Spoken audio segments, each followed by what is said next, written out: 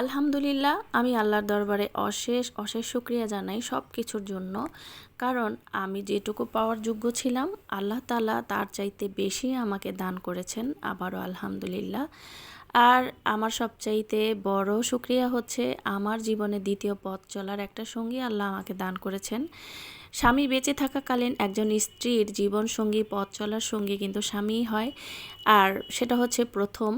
আর দ্বিতীয় পথ চলার সঙ্গী আমি মনে করি সন্তান, আর হচ্ছে ছেলে সন্তান। কারণ একটা ছেলে সন্তান কিন্তু স্বামীর পরে মাকে মানে পাশে থাকে বা পথ দেখিয়ে যায় বা মাকে সব জায়গায় সেভ করতে চায় বা আগলে রাখতে চেষ্টা করে, সেটা আমি বোঝাতে চেয়েছি।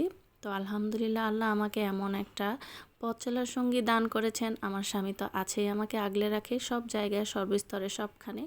তো আমার ছেলেটাও কিন্তু এই বয়সেই আমাকে আগলে রাখতে চেষ্টা করে, পথ চলার সঙ্গী হিসেবে আমার পাশে আছে। আমি এইটুকু অনুভব করছি এখন থেকে, আলহামদুলিল্লাহ।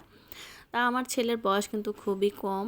তো ও আমার সাথে বের হলে ও কিন্তু আমার হাত ধরে ধরে হাঁটে। আর ডানে বামে আমি একটু যেতে চাইলে টান দিয়ে ধরে রাখবে যে ওদিকে যেও না, গাড়ি আছে, এই সেই, মানে আমাকে সে আগলে রাখে। তো যাই হোক, মা আর ছেলে বের হয়েছি বাসা থেকে একটু টুকটাক কেনাকাটার জন্য। তো প্রথমেই আমরা বেস্ট বাইয়ে ঢুকে পড়েছি। বেস্ট বাইয়ে ঢুকে দরকারি টুকিটাকি কিছু জিনিস কিনে নিলাম, রুটির বক্স, চালনি, ছাঁকনি, যাই বলেন না কেন।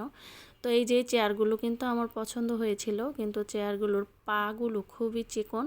আর আমার ঘরে এত জায়গা নাই, শুধু বারান্দায় রাখার জন্য ছোট্ট একটা চেয়ার হলেই হতো। তো চেয়ারগুলো রাখতে অনেক জায়গারও প্রয়োজন। তো এই যে আরেকটা মোড়া দেখলাম, এটা আমরা মূলত টুল বলি। তো এই টুলটা হচ্ছে ভাঁজ করে রাখা যায়। এই টুলটার প্রাইসটা অনেক বেশি ছিল, তো সেই জন্য আর নেওয়া হলো না। এরকম আরেকটা টুল আমি ব্যবহার করেছি, কিন্তু আমার ছেলে ছোট বয়সে ভেঙে ফেলেছে। তো এখন আমরা আবার চলেছি হ্যাপি মার্ট, একটা শপিং মলে আর কি। ওইখানে সব ক্রোকারিজ আর চুলা। তো এখানে ইনফ্রারেড চুলা দেখলাম, তো ভালোই লেগেছে, কিন্তু আমার ইন্ডাকশন চুলা আছে বাসায়। তো ঘুরে ঘুরে দেখছি যা যা লাগে টুকিটাকি কিনে নিলাম। আর এখন চলে এসেছি স্বপ্ন ডিপার্টমেন্টে, স্টোরে। তো এখানে ছেলে এসে পছন্দ হয়েছে, আমার ছেলের মোটরের একটা সেট কিনে নিল, আর এই যে ম্যাগনেটের একটা বাক্স কিনে নিল। তো সে আরও কিছু কেনার জন্য বায়না ধরেছিল, আমি নিজে দেই নাই। তো এখানে অনেক দাম সব কিছুর। এক প্যাকেট নুডলসও নিয়ে নিলাম। আর এই যে স্বপ্নের কাঁচা মাছের বাজার, এখানে থেকে আমি কখনোই মাছ কিনি নাই। আর আমার অনেক দিনের শখ ছিল একটা রাজহাঁস খাবো, কারণ আমার হাজব্যান্ড কিন্তু হাঁস পছন্দ করে না তেমন। কিন্তু রাজহাঁসের এই অবস্থা দেখে আমার হাঁস খাওয়ার শখ মিটে গিয়েছে।